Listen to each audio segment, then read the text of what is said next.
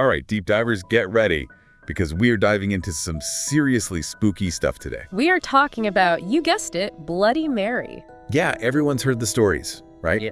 Say her name 3 times in a dark bathroom, Right. and bam, something scary happens. Well, and that's what we are looking at in this deep dive. Exactly. Like, is there actually any truth to these stories, to these legends, to this myth, to this this idea? Right, and I think that's what's so cool about the stuff you send over for this deep dive. Yeah. It's history, pop culture, and like psychology all wrapped up in one. So we've got to unpack all of that. We do. So one of the things that I thought was really interesting was that it seems like this whole Bloody Mary thing, like the legend, could actually go all the way back to the 16th century in England with Queen Mary I. Yeah, Queen Mary I, talk about a legacy. a rough legacy. I mean, she was called Bloody Mary for a reason, right? Yeah, I mean, hundreds of executions will definitely earn you that title. Yes, for sure. But it wasn't just the executions. I mean, her personal life. Right, like one of the sources was saying how brutal that was. Brutal, imagine. Oh my gosh, can you imagine in that era? Multiple false pregnancies. Oh my gosh, just heartbreaking. Yeah, absolutely heartbreaking. And you could see how that would really add to this whole idea of her being this, vengeful spirit. Oh, totally. And haunting mirrors. Well, and even back then, like, mirrors were already seen as these portals. Oh yeah, they were seen as portals to another world. To another world, right? And people, they would cover them up after someone died. Oh, right. So that the spirit wouldn't be trapped. Ah, so creepy. Yeah, it's like... So that whole don't look in the mirror thing in the dark? It goes way back. Goes way, way back. Way back. Like, it just makes sense that this whole Bloody Mary thing would kind of like latch onto that whole mirror fear. Yeah. Yeah, you can totally see that like kind of breeding ground for that ghost story. For sure. But, Bloody Mary, she's not just like stuck in the history books. No. She's a pop culture icon. She's like a total icon, right? A total icon, yeah. Like movies, TV shows. Video game. Oh, video games, yeah. Like that scene in Candyman. Oh, yeah. Like basically a Bloody Mary remix. Yeah, and it's so interesting because all of that really just taps into that same kind of primal fear. Oh, 100%. Right. Like, we're still afraid of it. Yeah, and it just keeps that legend alive and well. Well, and even think about like sleepovers. Oh, yeah. Like, who hasn't heard those stories? You tried it? Yeah. Or like thought about trying it and like chickened out. Yeah. But like... It's like a rite of passage almost. Right, it is. It's like a total rite of passage. But here's the thing. This is what I thought was interesting. Okay.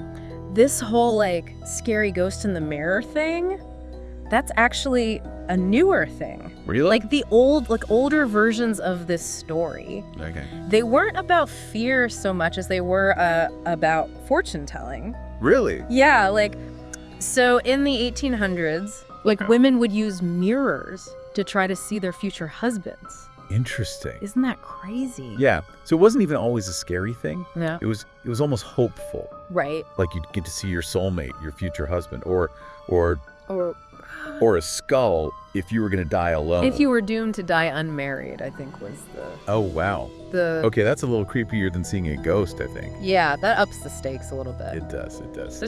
So then, like, how do we get from love predictions to this vengeful spirit?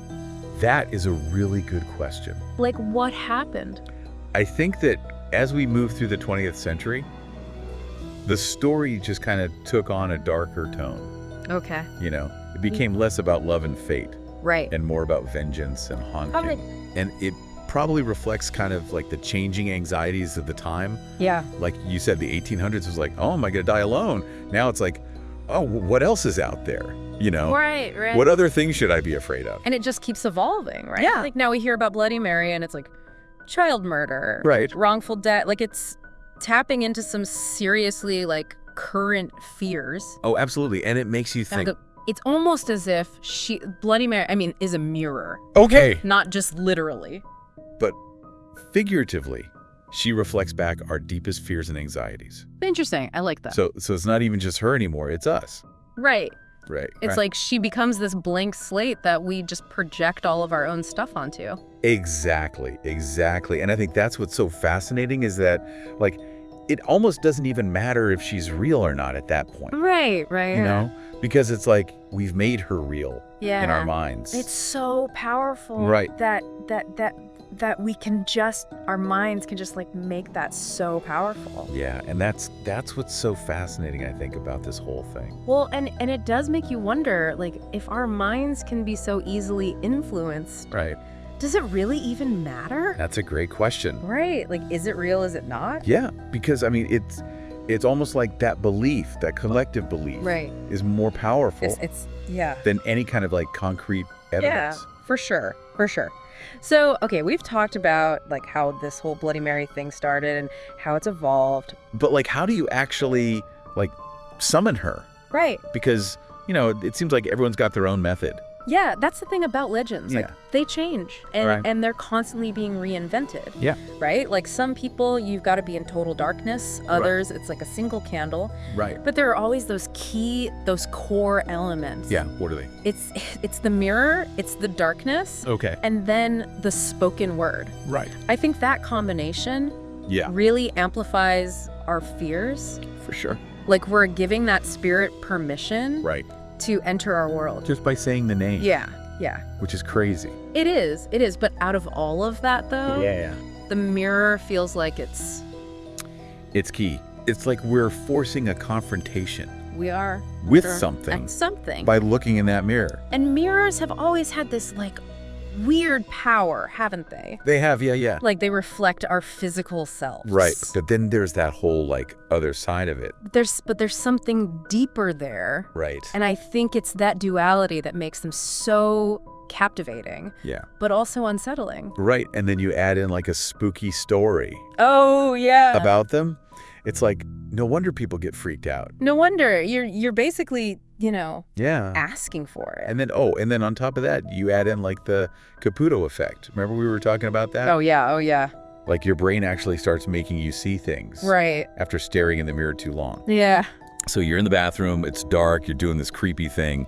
You're basically begging to see a ghost. Right. At that point. Oh my gosh. Yeah. It's like those sleepover dares. Exactly. Everyone was like Yeah. hyped up. You're like, did you see that? Tension is thick. Oh my gosh, yes. And then Yeah, and then suddenly even a shadow. it's terrifying. It's terrifying. And it's like group suggestion is so powerful. Oh, it's so powerful. If everyone's like, oh my God, I totally saw her, Right. you're going to start being like, hold on. Yeah, you're going to start questioning your own sanity. Right. But okay, here's something I don't understand. Okay. Why are there so many names? What do you mean?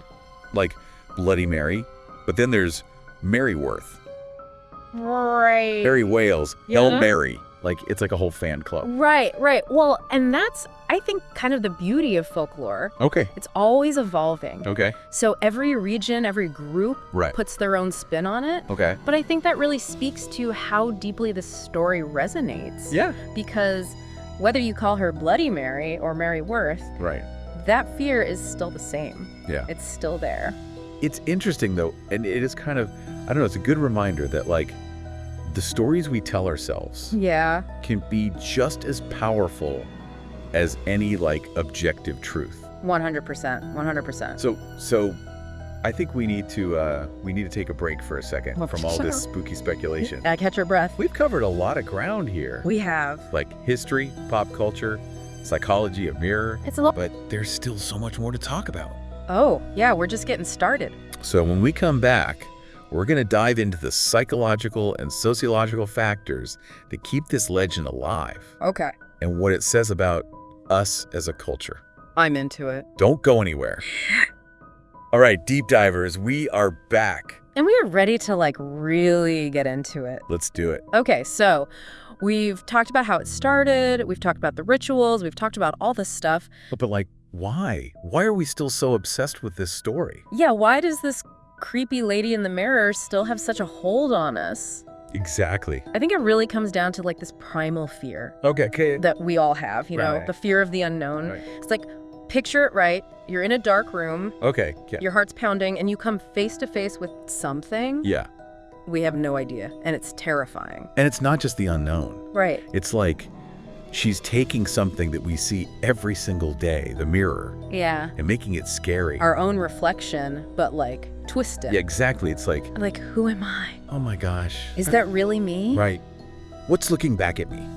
And that freaks people out, I think. Yeah. It makes you think about like identity and self and Oh, yeah. the other and all of that. And it's A lot. It's a lot. It is. It's a lot to process. Well, and we're already like our own worst critics. Like, Oh yeah, for sure. so imagine if that voice Right. isn't even you, Oh, that's a terrifying thought. that it's something else. Yeah, exactly. Oh my gosh. But, something else I thought was interesting. Okay, what's that? Like, we talked about how she kind of reflects These bigger anxieties. but it's also, she's often used as a cautionary tale, especially for women, right? Oh, 100%. Like she punishes vanity, Yes.